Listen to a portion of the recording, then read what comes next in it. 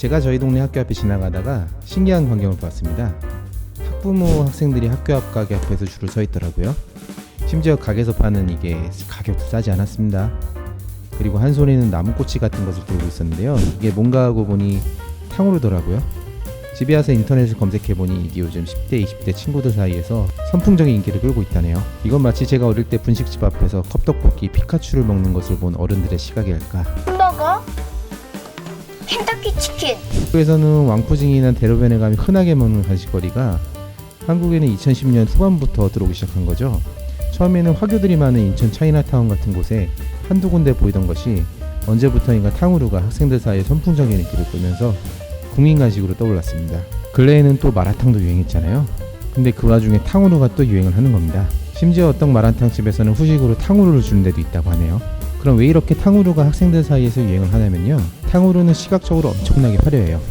형형색색의 과일들이 당화 과정에서 독특한 윤기와 광택이 퍼져나와 시각적으로 엄청 아름답습니다.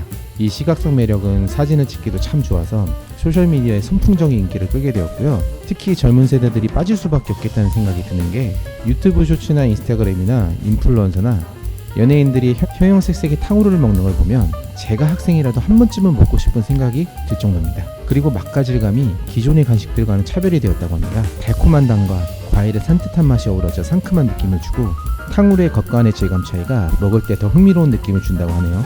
또한 바삭거리는 ASMR은 기본 옵션이라고 한답니다. 참고로 중국에서는 과거 탕후루를 약으로 쓰였다고 합니다. 탕후루의 이름 자체가 한자로 엿당자에 과일을 꼬치 끼운 것이 호리병 같다고 해서 탕후루라고 이름이 붙여졌다고 하는데요. 천년 전 중국 북송시대 광종 황제의 저 황기비가 불치병을 앓고 있었다고 합니다. 그러던 중 어떤 의사가 산사나무 열매를 설탕에 묻혀서 가려 먹게 했는데요. 마침내 황기비는 완쾌하였고 이 소식을 들은 백성들은 산사나무 열매를 꼬치에 끼워 팔기 시작했는데요. 실제로 산사나무 열매는 소화작용에 탁월한 효능이 있다고 합니다. 그렇지만 이건 아름다운 설화에 불과하고 실제로는 중국 사서에는 요 나라를 세운 거란족들이 야외에서 썩기 쉬운 과일을 보존하기 위해 녹인 엿을 과일에 발라먹거나 얼리는 식으로 굳혀 먹었다는데요. 이것이 탕후루로 발전됐다고 합니다. 신발 빼고 다 먹는 중국에서는 딸기, 포도, 감귤, 심지어는 벌레, 돼지족발까지 가지각색의 탕후루를 만들어 먹는다고 합니다. 중국 현지 공장에서는 탕후루를 대량 제조하기도 하고 탕후루 전용 기계도 있다고 합니다. 중국 북부에서는 흔한 간식으로 초등학생들 학교 시간에 탕후루 장수가 등장하는 것을 종종 목격할 수 있습니다. 이게 중국에서는 대중적인 간식인데요. 한국에는 화교들이 모여 사는 인천 차이나타운 등지에서 간식으로 팔리는 특별한 디저트였습니다. 2018년에 수제 탕후루가 잠시 유행을 했지만 2020년 이후부터는 명동, 홍대, 건대, 강남을 비롯해 전국적으로 퍼져나가기 시작했습니다. 갓탕후루, 대단한 탕후루, 설인 탕후루, 땡후루, 탱글 탕후루 등 셀 수 없이 많은 탕후루 체인들이 생겨났고 일단 돈이 된다는 입소문이 나기 시작하자 2023년 2월에 체인이 50개 정도에 불과한 한 탕후루 체인은 5개월 만에 가맹점이 300개로 늘어났다고 합니다. 탕후루 개점 비용은 가장 인지도 있는 왕가탕후루 기준으로 6,800만원가량이고 메가커피 체인점 비용과 얼추 비슷합니다. 이게 저가형 커피와 함께 가맹 비용이 낮은 게 전국의 가맹점이 급격히 늘어난 이유 중에 하나일 겁니다. 탕후루는 종류가 여러 가지 있는데요. 가장 유명한 건 역시 딸기 탕후루입니다.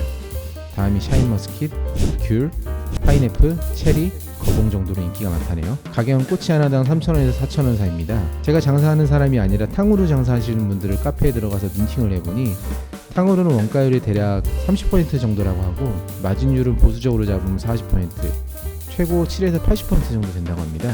물론 바이럴일 수도 있습니다. 그리고 몇 달 전에 강남의 탕후루 집에서 주 6일 12시간 일하고 월 375만원을 주는 공고를 올려 화제가 된 적이 있는데요.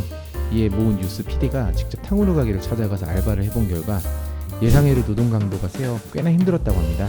탕후루가 이렇게 사회적 유행이 되다 보니 여러 가지 문제점도 나오기 시작하는데요. 제일 큰 문제는 건강 관련 문제입니다.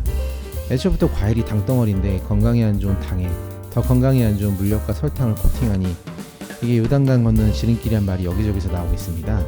탕후루 자체가 고열량, 저영양 음식의 끝판왕이기 때문에 요즘은 아예 설탕 대신 대체당을 넣은 제류슈가 탕후루도 등장했는데요. 백화점에서는 5,500원 정도에 팔린다고 합니다. 하지만 이에 대한 반론으로 콜라나 아이스크림보다 당분이 적다는 주장도 있는데요. 설탕이란 게 애초에 밀크쉐이크나 콜라 같은 물에 녹은 음식에는 생각보다 많기 때문에 어쨌든 영양 분석표상으로는 당분이 과다한 건 진실인 것 같습니다. 그리고 탕후루 자체가 사회적으로 이슈를 일으키는 경우도 있는데요. 탕후루 자체가 설탕물로 코팅이 되어 있기 때문에 바닥에 설탕물이 떨어지면 끈적끈적하고 지저분해집니다. 그래서 거리 자체가 설탕물로 지저분해지고 더불어 파리와 벌레들이 꼬이는 건 인지상정입니다. 게다가 탕후루 꼬치를 여기저기 버려 미화원분들이 청소 도중 꼬치에 찔리거나 쓰레기 봉투가 고슴도치 소닉처럼 변신을 하게 되는 경우도 많이 있어 이에 탕후루 고슴도치, 노 탕후루존이라는 신조어가 생기기도 하였습니다. 모든 문화는 가까운 이웃끼리 교류하고 전파되는 성향이 있습니다. 음식도 마찬가지입니다. 한국도 짜장면, 탕수육 등 중국 음식이 들어 한국화된 사례가 많죠. 근래에는 대만 카스테라, 버블티 같은 간식도 한국에서 유행을 한 적이 있습니다. 하지만 한국화되어 짜장면, 탕수육처럼 대중적인 음식으로 변신하느냐, 대만 카스테라처럼 잠깐 반짝하고 사라지는 애는 얼마나 많은 세대가 탕후루를 이해하고 받아들이느냐에 따라서 달라질 것 같습니다. 여러분은 어떻게 생각하시나요?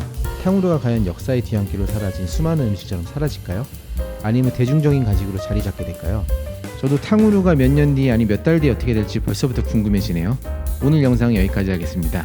시청해주셔서 감사합니다.